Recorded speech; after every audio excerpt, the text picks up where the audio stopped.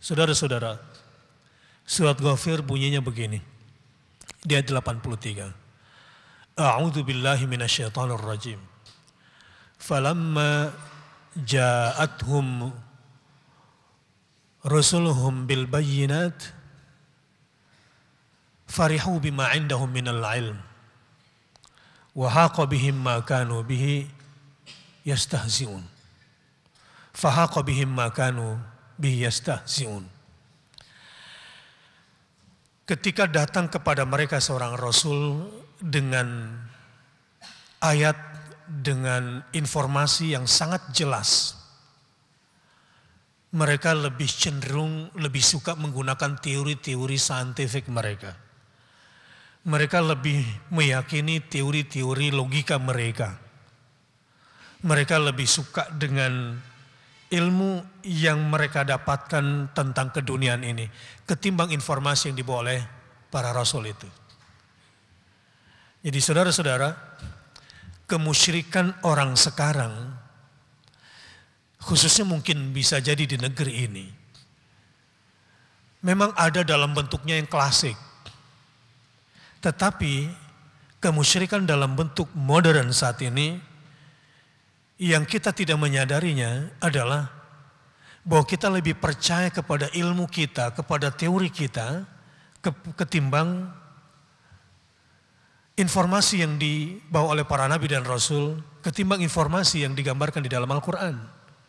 Contoh sederhana begini, kalau semua yang sholat Jumat di sini dan yang mendengarkan di video ini, ada ulama berkata, wahai bangsa Indonesia, untuk menghentikan bencana, agar kita tidak tertimpa bencana, faqultu astaghfiru rabbakum innahu kana ghaffara yursilis samaa'a 'alaikum midrara wa yumdidkum bi amwali wa banin wa yaj'al lakum jannatin wa yaj'al lakum anhara. Ulama ini kira-kira mengingatkan umatnya seperti yang diingatkan oleh Nuh kepada kaumnya sebelum terjadi bencana tsunami besar.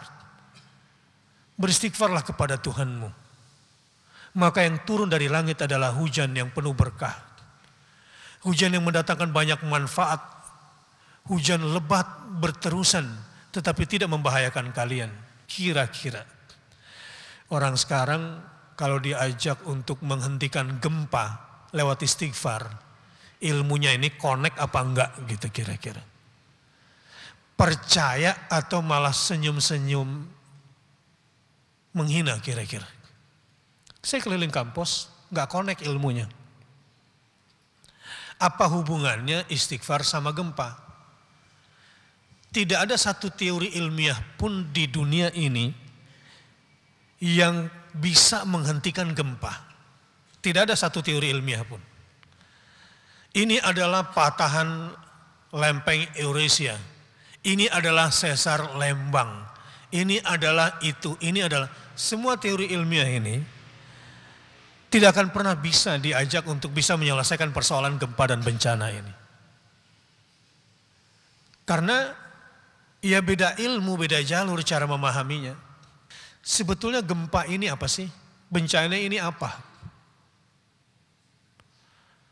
Pertanyaan Anda yang tadi itu pun direkam oleh Allah ketika Anda bertanya, bencana ini apa sih? Wa qalal insanu ma laha. Walaupun ini peristiwa besarnya nanti terjadi di akhirat. Manusia bertanya, ada apa dengan gempa ini? Sebetulnya sudah dijawab oleh Al-Quran. Yauma idzin tuhadditsu akhbaraha. Bencana ini adalah pesan bumi kepada Anda, wahai yang berada di atas muka bumi. Kalau Anda ingin mengatakan bahwa bencana alam di Indonesia sebetulnya sudah bencana nasional. Kalau kita bilang bencana nasional berarti yang berdosa adalah ya nasional. Yang harus bertobat adalah nasional juga seharusnya. Cara pandangnya seperti itu. Oke, kenapa bumi sekarang menitip pesan dengan cara yang begini kasar dan keras? Saudara-saudara, di zaman Nuh cuma ada tsunami. Karena kemusyrikan yang mereka lakukan. Di zaman Ad, kaum Ad setelahnya, mereka itu betul-betul digarang, diliputi oleh awan dingin yang membuat tubuh mereka tuh kering kerontang, kemudian tumbang seperti pohon kurma yang kering. Karena mereka sombong dengan fisik mereka, dengan militer mereka, dengan teknologi mereka. Kaum setelahnya adalah kaum Tsamud. Mereka itu kampungnya Gemah Ripah Loh Jinawi. Ada satu pengairan yang membuat wilayah mereka itu kaya raya dan sejahtera. Lalu mereka bunuh untanya Nabi Saleh. Yang menimpa mereka adalah sejenis likuifaksi. Seperti ada orang sana, orang Palu bilang, seperti ada naga berjalan di permukaan bumi itu. Yang menelan mereka, memblender mereka, menggulung mereka. Pada zaman Nabi Lut, begitu lagi. Diazab lagi manusia. Saya tidak ragu untuk mengatakan bahwa Indonesia sedang diazab. Sebagaimana Quran mengatakan mengazab kaum Nuh, mengazab kaum Ad, mengazab kaum Tsamud, mengazab kaum Lut. Saya nggak mau berbahasa basi.